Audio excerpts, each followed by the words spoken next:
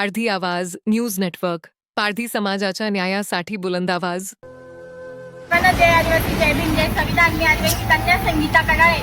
आपण बघतोय की 11 तारखेपासून नाशिक विभागीय आयुक्त कार्यालय या ठिकाणी उपोषण चालू आहे की अमरावती जिल्ह्यामध्ये ज्या कांचनताई सोळंकी हिच्यावरती बलात्कार करून तिची निर्घृणपणे हत्या केलेली आहे, तर त्या कांचनताईची आई आणि भाऊ आपल्या सोबत आहे. याच्यामध्ये ज्या माझ्या भावांनी बहिणींना व्हिडिओ बनवले, सोशल मीडियावरती व्हिडिओ टाकले, त्यांनी आपला समाज जागा झालेला आहे आणि आपला प्रत्येक समाजाचा मुलगा हा सोशल मीडियावरती व्हिडिओ सोडत आहे, आपल्या बहिणी व्हिडिओ सोडत आहे. ज्या पद्धतीनं सोशल मीडियाला तुम्ही सपोर्ट करत आहात, त्याच पद्धतीनं साक्षात ज्या वेळेस आपली लढाई असेल त्या टायमाला सुद्धा माझ्या भावांचा आणि बहिणींचा सपोर्ट पाहिजे. आणि आपले पक्ष असेल, संघटना असेल, ग्रुप असेल, या सगळ्या गोष्टी या ताईच्या ह्या आईच्या मुलीला न्याय देण्यासाठी साईडला ठेवा आणि आज एकत्र या. आणि माझ्या भावांना मला सांगायचं आहे, तुम्हाला जसं होईल तसं प्रांत असेल, तहसील असेल, कलेक्टर ऑफिस असेल, एसपी ऑफिस असेल, या ठिकाणी तुम्हाला ज्या पद्धतीने आणि त्या पद्धतीने तुम्ही निवेदन द्या. प्रत्येक जिल्ह्यामधून जर निवेदन केलं तर म्हणजे आपला जो समाज आहे तो लवकरात लवकर सगळ्या गोष्टींना ऍक्टिव्ह झालेलाच आहे. तर ह्या पद्धतीने निवेदन द्या आणि असाच सपोर्ट कायम असू द्या, कारण की आपल्याला सगळ्यांना एकत्र येऊन आपल्या ह्या आईच्या मुलीला न्याय मिळवून द्यायचा आहे. तरी चला सगळ्यांनी निवेदन प्रत्येक ठिकाणी निवेदन द्या आणि ह्या आईला न्याय मिळवून द्या. सर्वांना क्रांतिकारी जय आदिवासी, जय भीम, जय संविधान. सगळ्यांना क्रांतिकारी जय भीम, जय संविधान, जय शिवराय, जय आदिवासी. आज अमरावती जिल्ह्यामध्ये एक माणसाला काळिंबा फासणारी घटना अमरावती जिल्ह्यामध्ये घडते आणि त्या ठिकाणचा पालकमंत्री, त्या ठिकाणचा प्रशासन झोपलेला आहे.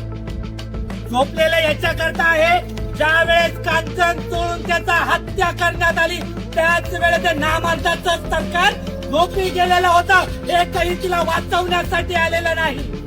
ज्या वेळेस ज्या एखाद्या मुलीची हत्या होती त्यावेळेस हे प्रशासन कुठं कोणत्या पिळात जाऊन लपतं, आम्हाला त्या प्रशासनाला जाब विचारायचं. अमरावती काय लय मोठी नाहीयेत, पण ज्या वेळेस आदिवासी समाजाच्या मुलीचं भेटून तुकडे करून मारल्या जातं त्यावेळेस समाज कुठं जातो. आम्हाला समाजाला देखील एक आव्हान आहे. अरे किती दिवस आमच्या आया बहिणींच्या इज्जती घेणार, किती दिवस आदिवासी समाजाच्या मुलींची हत्या करण्यात येणार, आम्हाला यांना देखील विचारायचंय.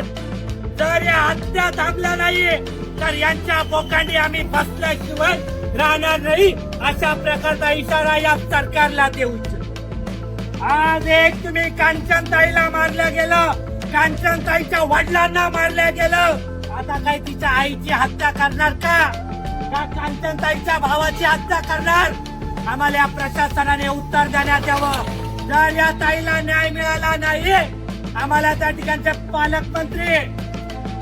पालकमंत्री चंद्रशेखर बावनकुळे साहेब, तुमच्या कानावरती हत्या कार्ड आला नाही का? तुम्हाला या ताईची मदत करावा अशी वाटली नाही का? काही ताई आदिवासी समाजाची आहे म्हणून माझे देखील आव्हान आहेत आदिवासी समाजाला. आता सगळ्यांनी एकत्र या, सगळ्या संघटना पक्ष भिक्ष बाजूला ठेवून फक्त या ताईला न्याय देण्यासाठी एकत्र या.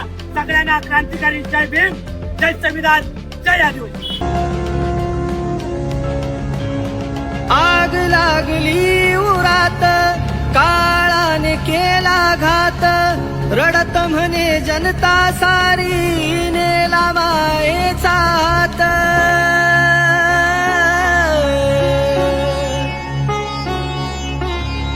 पारधी आवाज न्यूज नेटवर्क, पारधी समाजाच्या न्यायासाठी बुलंद आवाज.